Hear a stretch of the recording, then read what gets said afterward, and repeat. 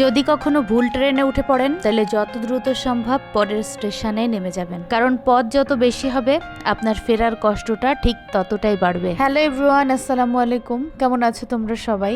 আশা করছি বেশ ভালোই আছো। সকাল থেকে বাহিরে হচ্ছে ঝুম বৃষ্টি, কখনো রোদ কখনো বৃষ্টি, আর এদিকে আমরা সকালের নাস্তাটা শেষ করে নিচ্ছি। আমার এত গুণ থাকা সত্ত্বেও আমি কিন্তু রুটি বানাতে পারি না, তাই সবসময় রুটিটা বাজার থেকেই কিনে খাই। আমার আর আরিশার রুটি অনেক পছন্দের, কিন্তু তোমাদের ভাইয়া একটু পছন্দ করে না। রুটি কিনে নিয়ে আসার সময় এই আনারসটাও তোমাদের ভাইয়া কিনে নিয়ে আসছে। দেখতে যেমন সুন্দর তেমন মিষ্টি এবং রসালো। আনারস খেতে তোমাদের ভাইয়া অনেক বেশি পছন্দ করে।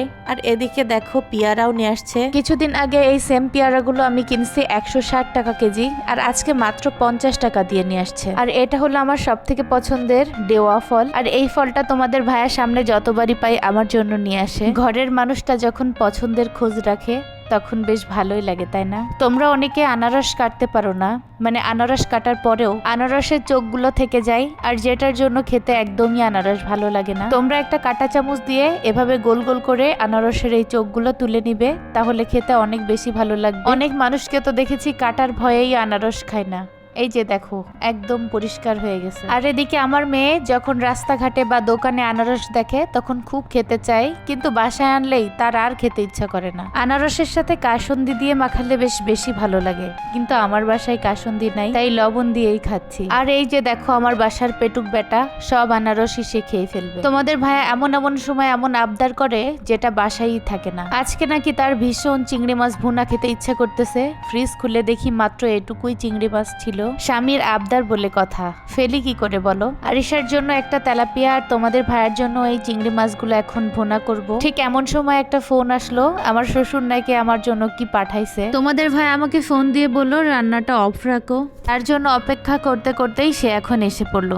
আমাদের বাসাতে লিফট নাই, তাই উঠতে তার বেশ কষ্টই হয়েছে বোঝা যাচ্ছে। ব্যাগ খুলতেছিলাম আর বুঝতে পারতেছিলাম না এখন হঠাৎ বাজার করে আনার আবার কি হলো। এখানে তোমাদের ভাইয়া দেশি উচ্ছে নিয়ে আসছে আর কাঁচকলা, আর সাথে পাকা কলাও ছিল। একটু একটু মনে হচ্ছিল ভিতরে হয়তো মাছই হবে। আগে আব্বু প্রায় আসতো আমাদের বাসায়, সপ্তাহে 1-2 দিন যখন তার কোর্টে কাজ থাকতো আমাদের জমি নিয়ে ঝামেলার কারণে। সপ্তাহে 1-2 দিন সে আসতো, তখন অনেক অনেক মাছ নিয়ে আসতো আমাদের জন্য। সত্যি কথা বলতে আমি মাছকে মিস করি না, কিন্তু আমার শ্বশুরকে অনেক বেশি মিস করি, কারণ অনেক দিন তাকে আমি দেখিনি। আমার শ্বশুর শাশুড়ি আমাকে অনেক বেশি ভালোবাসে, আর তাই তো আমার শ্বশুর নিজের হাতেই মাছগুলো ধরছে, আর আমার শাশুড়ি নিজ হাতে কেটে পরিষ্কার করে ফ্রিজে রেখে দিছিল। আমি কিন্তু মাছ খেতে অনেক পছন্দ করি, আর তোমাদের ভাইয়া অনেক বেশি মিস করে আমার কাছে মনে হয়, কারণ সে ছোট থেকে অনেক অনেক মাছ খেয়ে বড় হয়েছে। আমার শ্বশুরের অনেকগুলা ঘের, তো যখনই মাছ ধরে তখনই কারোর না কারোর কাছ দিয়ে মাছগুলা পাঠায় দেয় আমাদের জন্য। এখানে কিছু টাটকা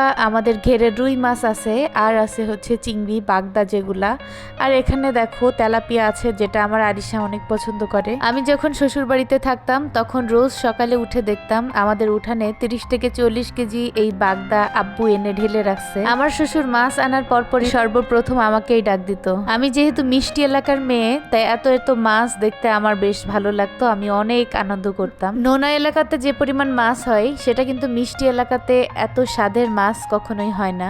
এখন যে রুই মাছটা দেখতেছো এটার পেটে একদম ভর্তি করা ডিম। আমার শাশুড়ি তোমার ভাইয়াকে ফোন দিয়ে বলছে যে একটা রুই মাছের পেটে ডিম আছে। সেটা শুনেই তোমাদের ভাইয়া তো বাজার থেকে উচ্ছে কিনে নিয়ে আসছে। উচ্ছে আলুর সাথে রুই মাছের ডিম ভাজা কিন্তু অনেক মজা লাগে। কখনো খেয়েছো কি তোমরা? তোমাদের ভাইয়া একটা খামখেয়ালি মানুষ, বিশেষ করে খাওয়া দাওয়ার ক্ষেত্রে। সে বেচারার এখন আর চিংড়ি মাছের ঝোল খেতে ইচ্ছা করতেছে না, এখন সে রুই মাছ দিয়ে কাঁচকলা খাবে আর মাছের ডিম দিয়ে খাবে উচ্ছে আলুর ভাজি। আমিও আমার বরের লক্ষ্মী বউ, তার যেটা খেতে ইচ্ছা করে আমি তখনই সেটা তাকে রান্না করে দিই। তার খেতে কষ্ট হলেও আমার রান্না করতে কষ্ট হয় না। আজকে সকালে আমাদের আটলে এই চিংড়ি মাছগুলো ধরা পড়ছে।